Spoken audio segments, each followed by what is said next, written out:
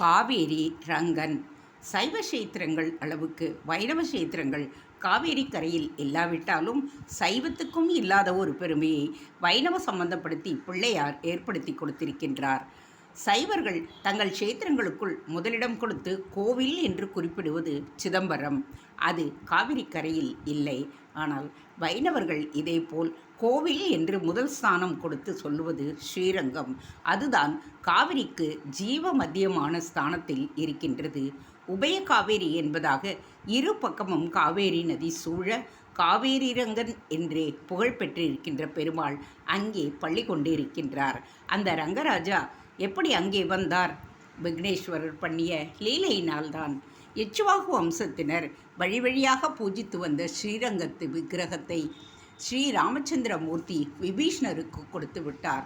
அது ராமருடைய நன்றி பாராட்டும் பெரிய மனதையும் தியாகத்தையும் காட்டுகின்றது. ராமர் பட்டாபிஷேகத்தின் பொழுது எல்லா வானரங்களுக்கும் ராட்சதர்களுக்கும் பங்கு கொடுத்து விட்டு தாங்கள் அவர்கள் ஊருக்கு சென்ற பொழுது தங்களுக்கு செய்த சகாயத்தை நன்றியோடு நினைத்து பொன்னையும் பொருளையும் வழங்கி வெகுமதி கொடுத்தார். அவருக்கு கைங்கரியம் செய்ய அவர்களுக்கு கொடுத்து வைத்திருந்ததே பெரிய வெகுமதிதான்.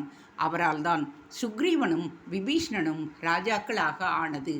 ஆனால் அவர்களுக்கும் தாம் நன்றி கடன் பட்டிருப்பதாகவே சுவாமி நினைத்து ராஜாராமனாக ஆன பின்பு நவரத்ன ஆபரணங்களையும் பீதாம்பராதிகளையும் அவர்களுக்கு பரிசளித்தார்.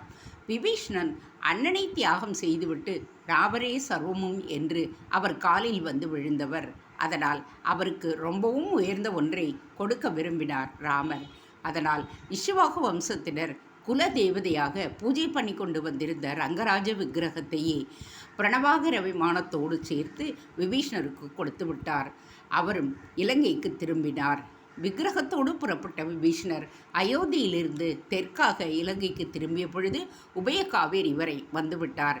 அதுவரை சும்மாக பார்த்து கொண்டிருந்த விக்னேஸ்வரர் சட்டென்று இந்த பாரத தேசத்தை, தமிழ் தேசத்தை, ரமணீயமான இந்த காவேரி தீவை விட்டு பெருமாள் போகவாவது என்று நினைத்தார். அதனால் மாய விளையாட்டுக்கள் செய்து ரங்கநாதர் அந்த இடத்திலேயே அசைத்து எடுக்க முடியாதபடி பிரதிஷ்டை ஆகும்படி செய்துவிட்டார் விக்னேஸ்வரர். தேங்க்ஸ் ஃபார் வாட்சிங். Please subscribe.